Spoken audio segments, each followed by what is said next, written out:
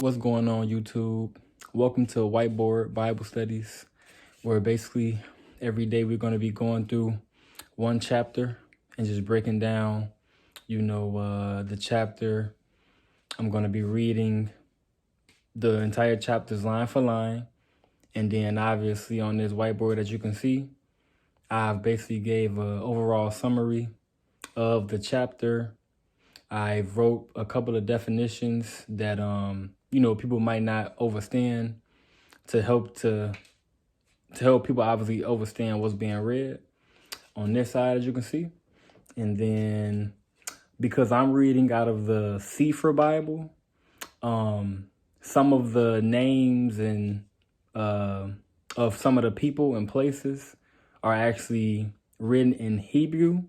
And so on this side right here, I basically have the Hebrew names translated to the English.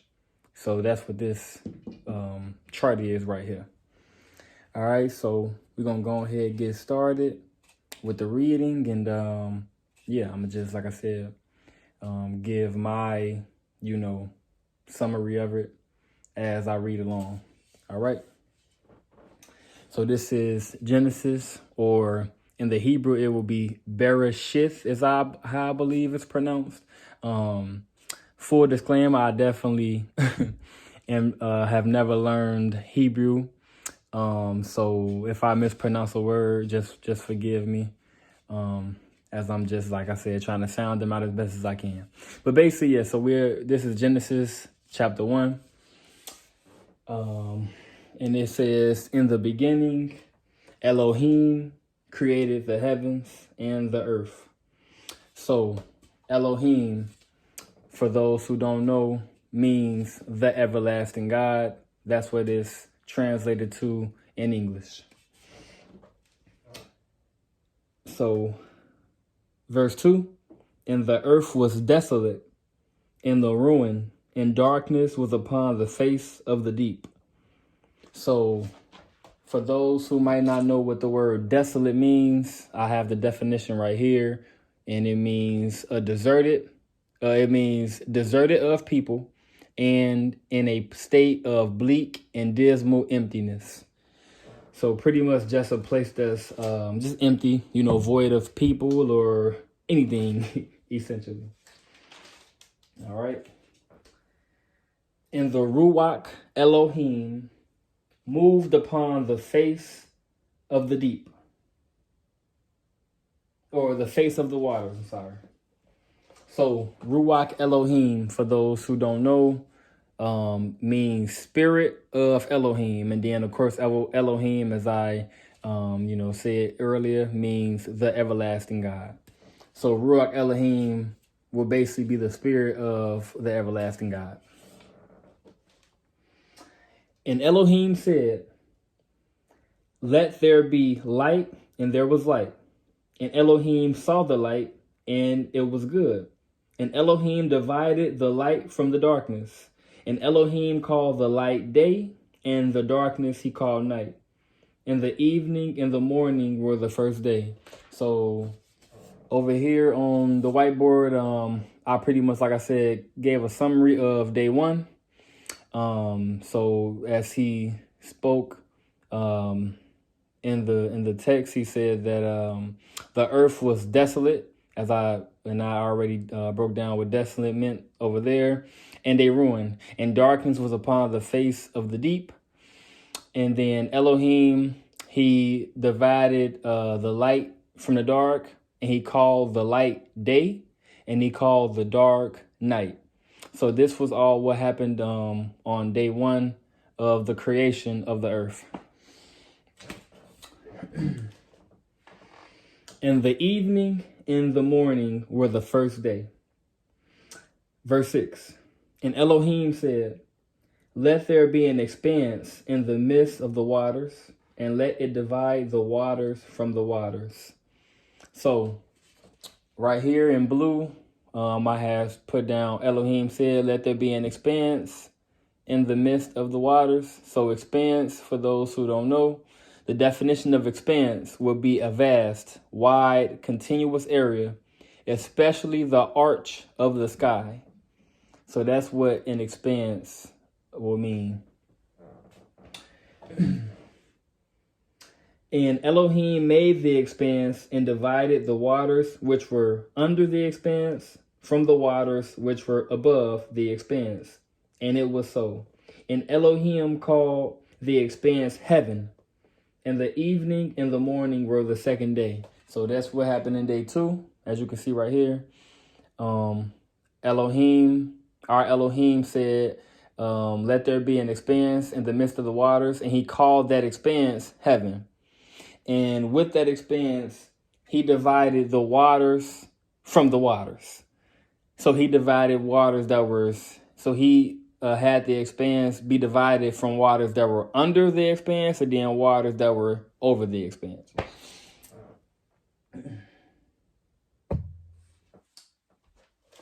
Verse 9. And Elohim said, let the waters under the heavens be gathered together unto one place, and let the dry land appear. And it was so. And Elohim called the dry land earth, and the gathering together of the waters he called seas. And Elohim saw that it was good. And Elohim said, let the earth bring forth grass, that the herb yielding seed, and the fruit tree yielding fruit after its kind, whose seed is in itself upon the earth. And it was so. And the earth brought forth grass, and herb yielding seed after his kind, and the tree yielding fruit, whose seed was in itself after his kind. And Elohim saw that it was good. And the evening and the morning were the third day. So day 3, which would be these 2. Elohim called the dry land earth, and the gathering of the waters he called seas. So he created the earth, which was the dry land that appeared in the midst of the waters. He called that dry land earth, and the gathering of the waters that were under the expanse, he called those seas. Also, what happened in day 3? The earth brought forth grass, herb yielding seed after its kind, the tree yielding fruit, whose seed was in itself after its kind.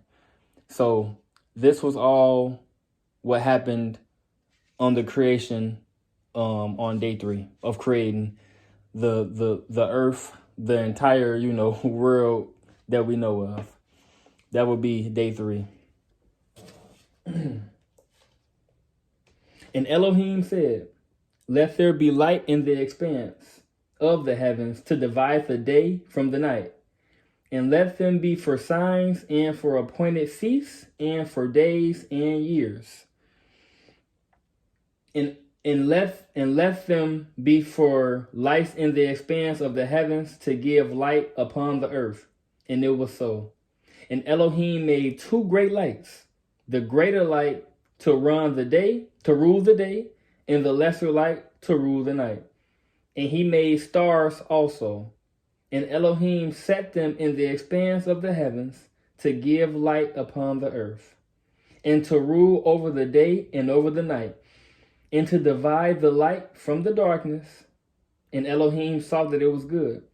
And the evening and the morning were the 4th day. So day 4, Elohim said, let there be lights, plural, lights in the expanse, to divide the day from the night. And the light that was the greater light was the one that was set to rule over the day. And then the light that was the lesser light was set to rule over the night. And let them be for signs and for appointed feasts and for days and years. So that's a big takeaway right there as well, was that those lights, not only were they put to rule over the day and the night and to give light to the earth, but they were also set to be for signs and for appointed feasts and for days and years. So that's a very important takeaway that I got from it. I also forgot to actually write that he also set stars in that expanse as well. So on day 4, he set 2 great lights. One was greater than the other one. And then he also set the stars in that expanse as well. And those all were not only to give light to the earth, but as I said, also to be for signs, for appointed feast, for days and years. So that's day 4. And Elohiym said, this is verse 20, let the waters bring forth abundantly the moving creature that has life, and fowl that may fly above the earth in the open expanse of heaven. And Elohiym created great dragons, and every living creature that moves, which the waters brought forth abundantly, after their kind, and every winged fowl after his kind. And Elohiym saw that it was good. And Elohiym blessed them, saying, be fruitful and multiply, and fill the waters in the seas, and let fowl multiply in the earth. In the evening and the morning were the 5th day. So this is day 5. So day 5, as I have right here, Elohiym created great dragons. So when it says great dragons, it could be literal. This is definitely something that I want, y'all to comment down below. When they say great dragons, what, did y'all get from that? What have y'all, what revelation do y'all have from when it says great dragons? And every living creature that moves, which the water brought forth abundantly after their kind, and every winged fowl, so that's going to be the birds, for the winged fowl after his kind. And of course, for the waters is going to be the fish, and all of the sea creatures, of course. And Elohiym blessed them, saying, be fruitful and multiply, and fill the waters and the seas, and let fowl multiply on the earth. So, okay, when I go to great dragons, now that I think about it, because the way that, it's broken down was that, okay, he created the living creatures that are in the waters, which is, of course, we know that that's the fish and things of that nature. And then the winged fowls, that's, of course, going to be the birds and, the flocks and things like that. So the only thing that's left, I'm going to guess, is when they say it's great dragons, it's going to just be, the land animals. You know what I'm saying? So like your bears, tigers, and you know what I'm saying? Lions, tigers, and bears, and things of that nature. Your foxes and, things like that. So that's what I'm going to guess what he meant when it says that Elohiym created great dragons. But again, y'all comment down below if y'all have a different, take on great dragons. And yeah, we're going to move on to the next section. So this is verse 24. And Elohiym said, let the earth bring forth the living creature after his kind, cattle and creeping thing and beasts of the earth after his kind. And it was so. And Elohiym made the beasts of the earth after his kind, and cattle after their kind, and every living thing that creeps upon the earth after his kind. And Elohiym saw that it was good. And Elohiym said, let us make man in our image, after our likeness. Now I'm going to stop right there. I didn't write this down, but this is just something that the few times that I've read this specific passage recently are kind. So my guess, because of course I'm still new to the Bible, and at least in my adulthood years, just breaking away from everything that I've learned from other people. Like I pretty much spent the majority of my life learning the Bible through other people, whether it was the pastors at churches I went to, whether it was my mom, who obviously raised me in the church, and things like that, or just just from other people. So like I said, I'm new to building my own relationship with the Most High, and really getting in the Word for my own self, and actually reading and studying the Word for my own self daily. So when it says, let's make man in our own kind, and I definitely want y'all to comment, and just let me know, what y'all take away from that. But from what I believe is that he's talking about himself being, our Elohiym, and then his son Jesus Christ, as most of us know him as. That's my guess, but I'm not 100% sure. When he says, let us make man in our image, I'm not 100% sure, who the R would be. But like I said, y'all, go in the comments and just let me know what y'all take away from that when he says, let us make man in our image. Because at this moment, what I'm thinking is that our Elohiym, right, the everlasting God is the only being, right, that's even, you know what I'm saying, that's even on the face of the earth, creating the earth. So who is the other party, you know what I mean, that's helping, God make man in their image? So anyway, let me get back to it. I'm gonna just start back at verse 26. And Elohiym said, let us make man in our image, after our likeness, and let them have dominion over the fish of the sea, and over the fowl of the air, and over the cattle, and over all the earth, and over every creeping thing that creeps upon the earth. So Elohiym created man in his own image. In the image of Elohiym created he him, male and female created he them. And Elohiym blessed them, and Elohiym said unto them, be fruitful and multiply, and replenish the earth, and subdue it, and have dominion over the fish of the sea, and over the fowl of the air, and over every living thing that moves upon the earth. So, verse 29. And Elohiym said, behold, I have given you every herb bearing seed, which is upon the face of all the earth, and every tree in the which is the fruit of a tree yielding seed. To you it shall be for food, and to every beast of the earth, and to every fowl of the air, into everything that creeps upon the earth, wherein there is life. I have given every green herb for food, and it was so. And Elohiym saw everything that he had made, and behold, it was very good. In the evening and the morning were the 6th day. So day 6, as I have summed up right here, Elohiym made the beast of the earth after his kind, cattle after their kind, everything that creeps upon the earth after his kind. He also made man in his own image. In the image of Elohiym created he him. Male and female created he them. This is another one that's interesting.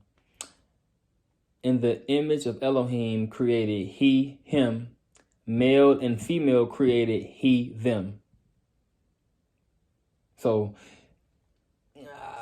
that's another one that, sometimes I be having some thoughts on what exactly this part means. So again, in the comments, please, let me know, share y'all wisdom, what y'all got from when it says Elohiym created he him, male and female created he them.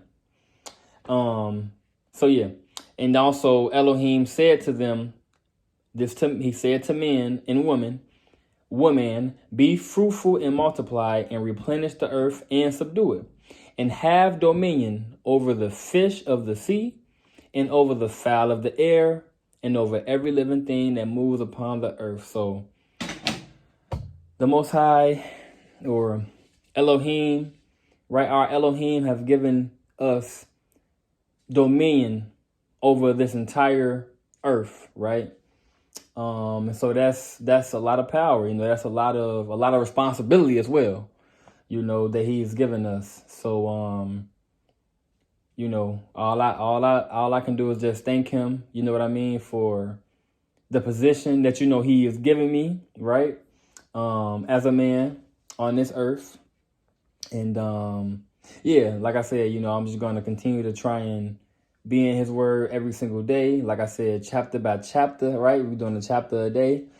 And so this is the summary of Genesis chapter 1, or in the Hebrew, Genesis will be Bereshith. Chapter 1.